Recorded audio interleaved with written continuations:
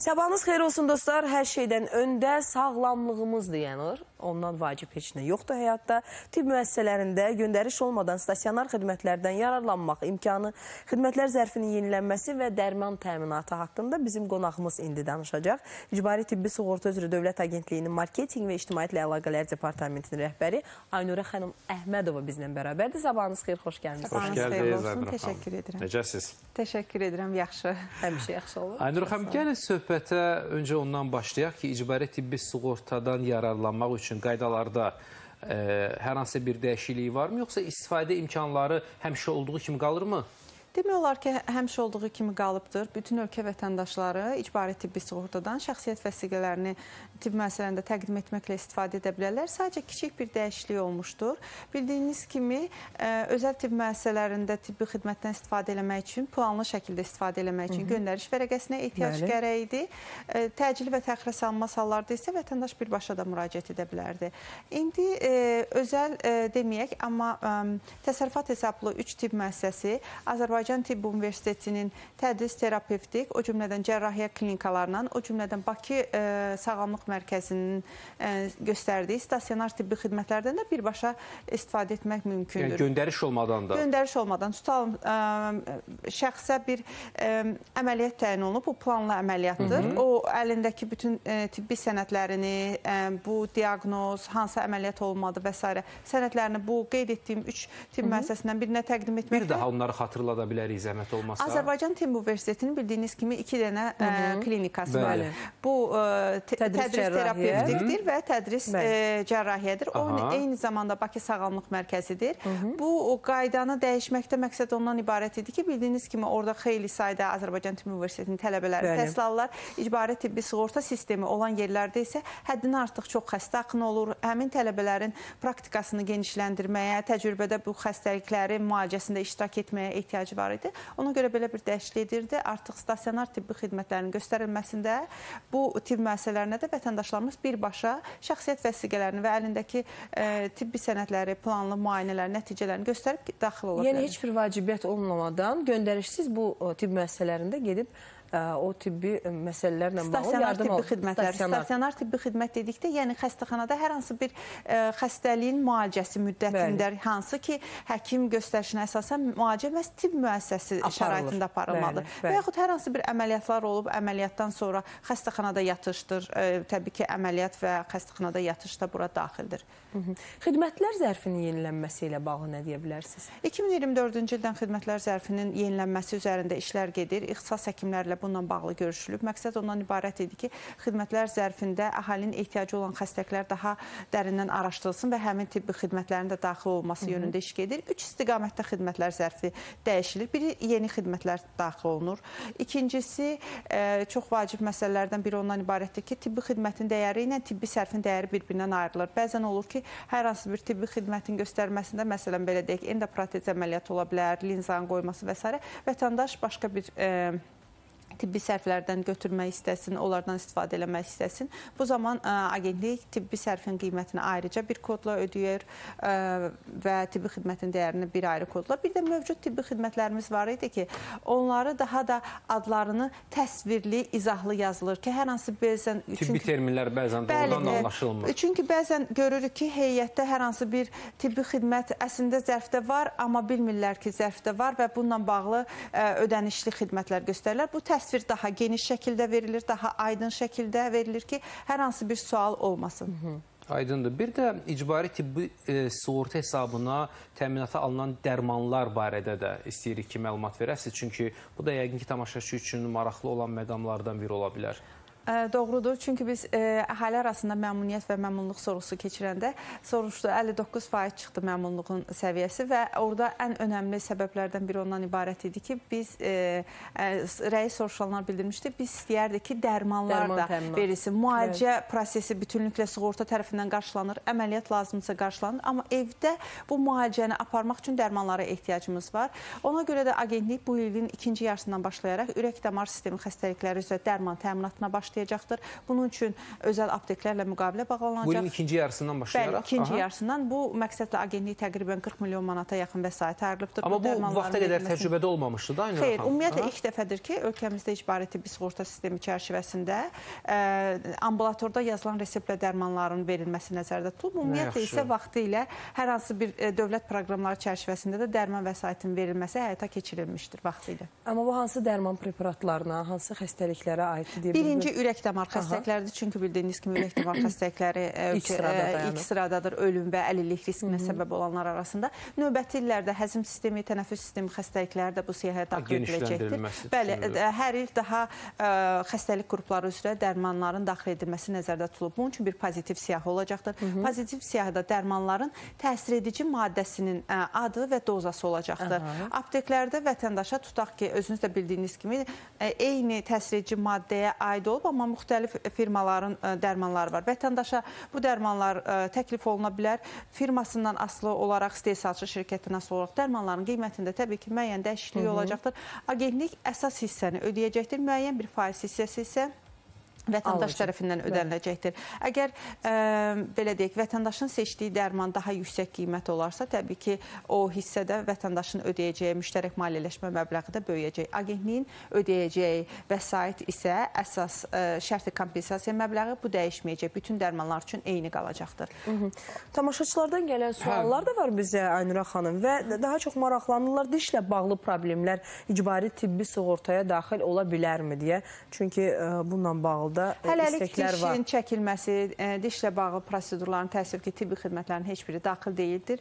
Amma gələcəkdə açığını deyim ki, bununla bağlı gələn təkliflər nəzərdən keçirir. Ola bilər ki, dişin çəkilməsi və yaxud... Stomatoloji heç bir xidmət? Stomatoloji heç bir xidmət icbari tibbi sığorta təminatında yoxdur. Özünüz də bildiyiniz kimi, ümumiyyətlə dünyada icbari tibbi sığorta təminatında stomatoloji, kosmetik xidmətlərin heç biri olmur. Bu səbəbdən daxil deyil. Amma dişin çəkilməsi və s. bu kimi təcili xidmətlərin göstərilməsi agentliyin xidmətlər zərfindən hazırlayan tərəfindən, komandası tərəfindən nəzərdən keçirib. Ola bilər ki, növbəti illərdə bu tibbi xidməti də daxil olunsun. Aynura xanım, demək bu qədər danışılır, bu qədər bu mövzuya geniş yer ayrılır, amma hələ də oxşar suallar gəlir. Baxın, bəlkə də bu xüsusda bir 12 mesaj var. İnsanlar yazır ki, mən işləmirəm, mən icbari tibbi sığortadan faydalana bilərəmmi? Nədənsə belə bir təsəvvür var ki, əgər bir insan bir yerdə işləmirsə və onun aylıq əmək haqqından icbari tibbi sığortaya müəyyən bir məvacib ödənilmirsə, o bu xidmətlərin kənarındadır elə bilir ki. Bu məsələyə bir daha rica edirik ki, bu sualların var olduğunu nəzərə alaraq bir aydınlıq gətirəsiniz. Bu sualların olması bir növ təbiidir. Çünki heç bir, belə deyək, əksər dünya ölkələrinin heç birində yoxdur ki, sən sığorta haqqı ödəməyəsən, amma bu xidmətlərdən faydalana biləsən. Ölkəmizdə isə ölkə rəhbərliyi tərəfindən verilən qərara əsasən bütün ölkə vətəndaşları bu tibbi xidmətlərdən istifadə imkanı yaradılıb. Baxmayaraq ki, işləyən əhalimizin sayı 2 milyon və sığorta haqqı ödəyən əhalimizin sayı 2 milyona yaxındır. Amma bütün ölkə əhalisinə bu tibbi xidmətdən istifadə imkanı yaradıldı ki, səhhətlə bağlı heç kimin bir problemi olmasın və yaxud tibbi xidmətlərin göstərilməsindən bağlı səhiyyə xərcləri əhalinin daha da vəziyyətinin pisləşməsinə gətirib çıxarmasın. Odur ki, sığorta haqqı ödəyib ödəməməsindən asılı olmayaraq bütün ölkə vətəndaşları xidmətlər zərfinə daxil olan təminatdan limitsiz şəkildə istifadə edə bilərlər. Yaş limiti də yoxdur da burada, hə? Əlbəttə ki, yoxdur. Yetərli olan bir sənəd var, ölkənin şəxsiyyət vəsiqəsi var. Şəxsiyyət vəsiqəsi ölkənin də yaşayan əhalində məlumdur ki, şəxsiyyət vəsiqəsi var. Bu şəxsiyyət vəsiqəsi olan hər bir şəxs istifadə edə bilər. Onu da deyim ki, əgər ölkə vətəndaşı deyil, xarici vətəndaşdırsa, lakin Azərbaycanda işləyir və həmin o sığorta haqlarını hər ay maaşından ödəyirsə, təbii ki, onlar da eyni hüquqa malikdirlər. Bir də biz bu barədə sizinlə ötən efirlərimizdə də danışmışdıq. Bilirik ki, artıq pilot layihələrə də başlandı və müvafiq yerlərdə bununla bağlı nümunələr də artıq oldu. Onlayn növbə məsələsi, məsələn, icbari tibbi sığorta ilə bağlı insanlar danışarkən əsas narahatlıqlardan biri də orada insan sayının çox olması və gedən insan da, yəni canı ağrıyan insandır da, hansısa bir tibbi xidmət almaq istəyən insan və onun bəzən saatlarla gözləmə məsələsi oldu. Bununla bağlı hazırda hansı addımlar atılır? Məsələn, bu növbə məsələsinin daha da genişləndirilməsi ilə bağlı.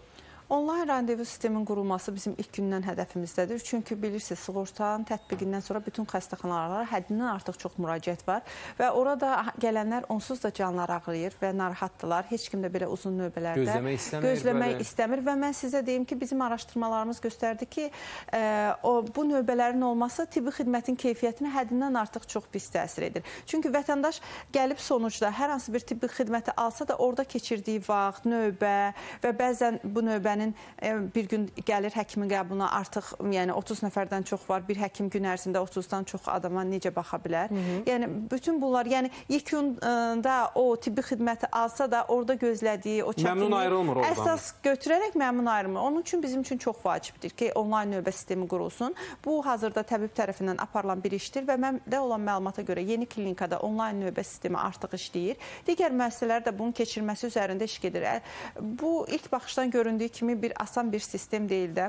Yəni düşünürük ki, ancaq hələ ki yeni klinikada, hə? Düşünürük ki, bir elektron sistemdir. Ora daxil oldu. Amma ora bu sistemi aparmaq üçün bütün xəstəxanalarda həkimlərin, tibbi heyətin bu sistemə çıxışı olmalıdır. Kompüterləri olmalıdır. Həkimlərin müəyyən dövrləri var ki, belə deyək, ezamiyə, məzuniyyət səfərləri ola bilər, əməliyyatlar ola bilər, qəflətən təcili, bəli, stasionara təcili xəstə gələndə gedib orada xidmət göstərmək və s. məsələlər ola bilər. Ona görə də bu sistemin qurulması çox böyük vaxt və belə deyək, müxtəlif resursların birləşməsini tələb edir. Amma ümid edirik ki, yavaş-yavaş digər tibb müəssisələri də bu siyahıya qoşulacaqdır. Aynur xanım, növbə gözləmək dediniz də, bir tamaşaçımız yazır ki, təbib tərəfindən bəzi uşaq poliklinikaları böyük poliklinikaların daxilində fəaliyyət göstərir, köçürülüb bəzi hissələr və biz gedərkən saatlarla uşaqlar böyüklərin növbəsini gözləyir, orada aləm bir-birinə qarışır. Bu məsələyə aydınlıq xahiş edirəm deyə tamaşaçı qeyd edib. Bildiyiniz kimi tibb müəssisələri təbibin nəzdindədir. Bilmirəm orada hansı səbəbdən belə bir şey olur, amma məndə olan məlumata görə bəzi təbibin tabeliyindəki bəzi tibb müəssisələrində hazırda təmir işləri gedir. Təmir işləri gedəndə, məsələn 5 nömrəli xəstəxana var gənclik ərazisində. Təmir işləri gedəndə həmin heyətin işini tənzimləmək üçün onlar müxtəlif xəstəxanalarda göndərilib. Müvəqqəti gedirlər. İndi sualda aydın deyil ki, bu hansı xəstəxanadır, hansı tibb müəssisəsindən, amma onu deyim ki, təmir işləri gedəndə, məsələn, bilirsiniz, perinatal mərkəzdə də təmir işləri gedir. Amma perinatal mərkəzin tibbi heyəti çalışır. Onlar müxtəlif xəstəxanalara ezam olublar, orada öz tibbi xidmətlərini göstərməkdə davam edirlər. Ola bilsin ki, belə bir haldır. Dəqiqləşmə olmadığı üçün bununla bağlı... Yazarsınız bizə, biz Aynura xanıma ünvanlayarıq. Bəli, tam dəqiqləyə bilməm. Və yaxud bizim 1542 çağrı mərkəzimiz var. Təbibin də çağrı mərkəzi var, 815. Yəni, zəng vurub oradan da bir məlumatı almaq, daha dəqiqləşdirmək olar. Agentliyin çağrı mərkəzi 724 və pulsuz tibbi xidmət göstərir. İndi sual gəldi, bax, siz bu məsələyə açıqlamanızdan dərhal sonra ki, bu yeni klinikanın adını çəkdi xanım qonağınız, onlayn növbəni necə götürə bilərik? Elə siz danışa-danışa bir diqqət yetirdim. E-təbib mobil tətbiq vasitəsilə. Eləmi? E-təbib mobil tətbiqi, belə deyək, ümumi səhiyyə qurumlarının ortaq bir platformasıdır. Məsələn, əgər özəl tibb müəssisəsinə göndəriş alırsınızsa, oradan təsdiqlənir, yəni ikinci dəfə xəstəxanaya getmək mümkün deyil. Özünüzün tibbi məlumatlarınız oradadır. Hansı həkimlərə müraciət etmişsiniz və yaxud həmin həkimlərin işini qiymətləndirmək istəyirsiniz ulduz sistemi ilə. O cümlədən də oradan daxil olub... Yəqin öncə şəxsi kabinet, üzr istəyirəm, açmaq lazımdır, hə? Bəli, şəxsi kabinet. Əgər MyGov sistemində varsınızsa, eyni parolla da orada daxil olmaq mümkündür. Eyni zamanda təbii ki, bu mobil tətbiq olduğu üçün siz onu telefonunuza yükləməlisiniz ki, onun funksionallığından istifadə edəsiniz. Bir tamaşaçımız da gedir, Aynura xanım deyir, dinləyirəm bayaqdan qonağınızı.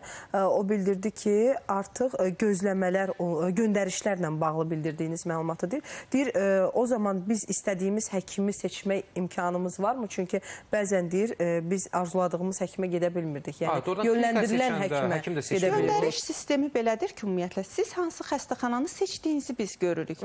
Həkimi gedib özünüz seçirsiniz. Agentliyin, belə deyək, əhatə dairəsi olan tibb müəssisələri var. Bu təbbin tabeliyindəki bütün tibb müəssisələridir.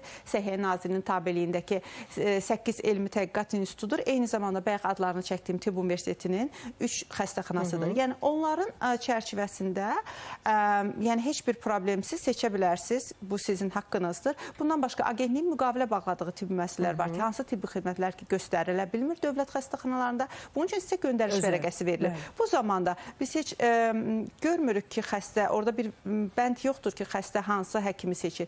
Xəstə həmin mobil tətbiq vasitəsilə xəstəxananı seçir. Gedəndə isə həkimi orada seçir artıq. Qəbuluna yazılmaq üçün məhz bunu xəstəxana daxilində Xəstəxana daxilində həmin xəstəxananın nizamlayır. qeydiyyat bölməsində həyata keçirir bunu. Aydındır. Aynur xanım, təşəkkür edirik. Çox sağ olun. Sizə. Çox sağ olun. Mən Ümumiyyətlə, təşəkkür bu edirəm. elə bir mövzudur ki, Suallar nə qədər çoxdur. danışılsa da sanki tamamlanmır. Həm tamaşaçı sualları, həm bizim də suallarımız tək ki, sağlıq olsun, şəfa olsun və insanların tək bu sahədəki ehtiyacları az olsun. Təşəkkür edirik gəldiyiniz üçün. İcbari Tibbi Sığorta üzrə Dövlət Agentliyinin Marketinq və İctimaiyyətlə Əlaqələr Departamentinin rəhbəri Aynurə Əhmədova bizim və sizin suallarınızı cavablandırdı. Uğurlar sizə, Aynur xanım. Çox sağ olun. Qısa fasilə sonra davam edirik. Sabahın xeyir, Azərbaycan.